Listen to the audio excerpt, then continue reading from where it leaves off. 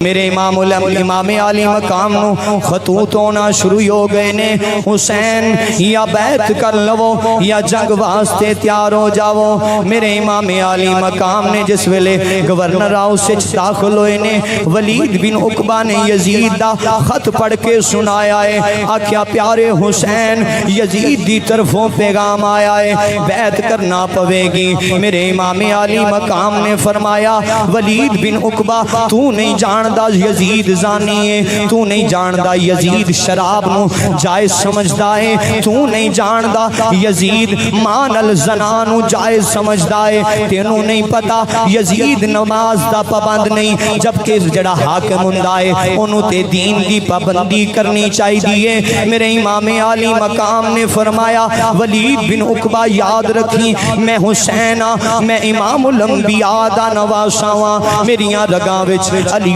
مرتضیٰ دا خون ہے، میں زہرا دا جگر پارا ہاں، اے ہاتھ کدی بھی لئین دیاں ہتھاں وچ نہیں آ سکدے۔ میرے امام عالی مقام نے بیعت تو انکار کر کے واپس آ گئے نے، اور جس ویلے واپس آئے نے ولید بن عقبہ نے مروان بن حکم، اے بھی مروان بن حکم لئین سی، حضور دی اہل بیعت نال بغض رکھن والا سی، عداوت رکھن والا سی۔ میرے امام عالی مقام جس ویلے واپس گئے نے اور مروان آندا ہے ولید بن عقبہ تو بڑا موقع گوا لے آئے، تو اہل بیت نو واپس بھیج دیتا ہے، حسین نو خالی واپس بھیج آئے، آکیا حسین نے بیت تو انکار کر دیتا ہے۔ مروان لئین آندا ہے حسین نے اگر بیت تو انکار کیتا سی تے سر تن تو جدا کر دین دے، لیکن مروان ولید بن عقبہ حضور دی اہل بیت دا حیا کرن والا سی، آکیا او مروان ویہا کا یا مروان تیری خرابی ہووے،